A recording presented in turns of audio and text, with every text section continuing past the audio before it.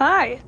My name is Shay Highway, and like everybody who probably clicked on this video, because nobody really cares about it, is probably from Saskatoon, Saskatchewan. I grew up here until the end of kindergarten and then moved to Manitoba for 3 years and then came back for seconds, I guess. As a citizen of this nothing burger of a province, there is famously nothing to do. But I'm here to prove that wrong. To myself, mostly. Because I'm moving in August to the province next door for university. And I have 1 week, because it's finals and I didn't plan ahead, to see everything that I promptly ignored my entire time here. It's also for a final project. So let's answer the question. What the hell can you even do here? Saskatoon is so much fun, guys, I promise. Beyond staying indoors, there are things to do. I know a lot of people like to say, it's so boring here, I can't do anything. To that I say, bogus. You are capable of entertaining yourself, I promise. You just have to, go to the caveman mindset. Case in point, river landing.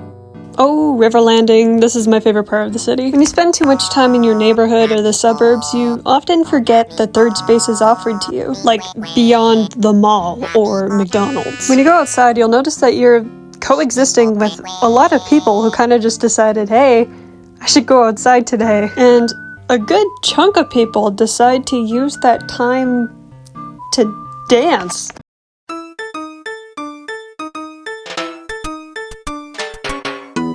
Did you know that every Monday and Wednesday, 7 to 9 p.m., there is a dance club that you can just join for whatever reason, just to vibe. Doesn't matter if you can't dance at all, doesn't matter if you're too shy. There are people who lead the dances, people who know all about, they will give you tips. They're super inclusive and amazing just to watch. Look at how lively these guys are. Look at them go. Actually, when I first saw this, I was having an awful day and my mom took me on a walk to cheer me up, and what do you know? There's a whole group of people who just decided to bust it down by the river. And I thought it was like a private class, but no, it's completely open to the public. And they have a Facebook page too, so if you want to catch up on all the latest news, then yeah, go check them out. I am really not much of a dancer, and I know a lot of people aren't either. I mean, like, 2/3 of the crowd here is just here to watch, and honestly, you can do that. I think this is an amazing outlet for self-expression and getting to know your partner better too. Isn't that a cute date night idea? It's just one of those things that, leave you with a brighter smile at the end of the day. But you know what really makes me smile? Chalkin' at YXU was actually founded by a group of teenagers who met at the Indigenous Summer Institute at the U of S. If you're lucky, you'll find some absolutely baller chalk sessions by the river. I know how refreshing it is for adults to just see teenagers out being teenagers and not doing anything malicious or anything that really costs any money, despite the chalk. I mean, they have to pay for it themselves. But hey, you can join in. I mean, they'll let anybody join. Just don't be drunk. We actually had to deal with that. That was not fun. But it's my friend group. We're the founders of Chalkin' It.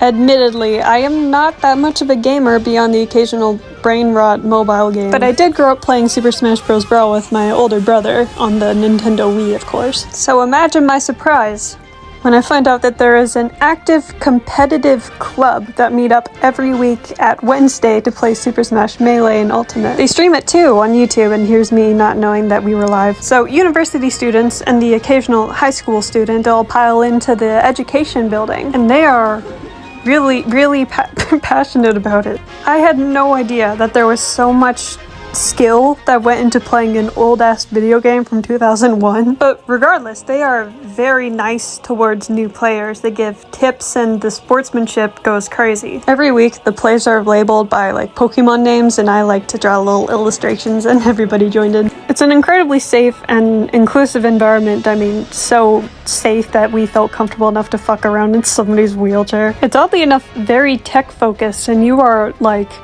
on top of your game if you know what you're doing when it comes to tech. Look at this is Shane setting up the stream. It's a whole tournament layout, so you lose, you go on to the next round, and then there's a winner of the night. There's no prize, but it's still really fun and just interesting to watch, even though it freaking lasts 4 hours. Hey, if that's something you're interested in, go check it out, man.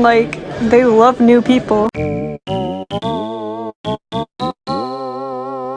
So my friends decided to take me to Denny's at 12 a.m. for my birthday dinner. This Denny's is actually open 24 hours, and as a tradition, the second it is our birthday, we love to go get our free Grand Slam. For the Grand Slam, you can choose 4 items from the menu, and because I'm vegetarian, I just got 4 items of hash browns. I kid you not, we got our food at like 1 a.m., like an hour after we ordered. We were the only people in this gosh darn restaurant. You can kind of see how sleep deprived I was, considering I didn't even realize I was supposed to blow out the lighters as candles.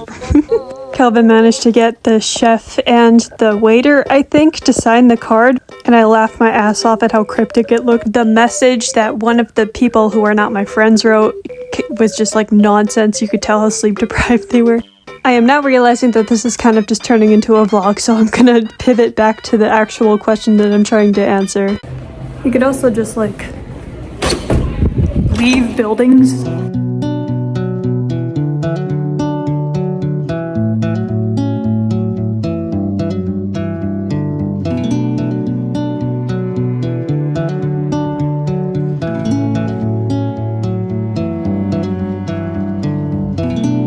Imagine living in a city your entire life and you had no idea that there was an entire field of statues. There's a huge hand here. There's a woman in a rock. I actually have no idea what that's supposed to represent.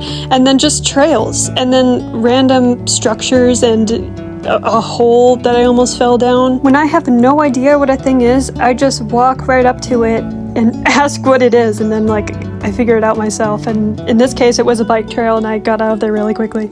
Oh, this is for biking. No shit.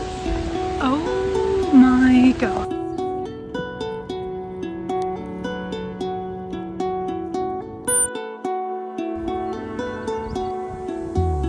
You'll begin to notice how almost everything I've had in this video so far is things that I've done not alone or with money in my pocket. And I want to remind myself how valuable it is that I have friends who want to go out with me, that I live in a city and that I'm in a time and place where I can coexist with other people. I know it's so much easier to just say, go outside and do something, but I know it is not as simple as that.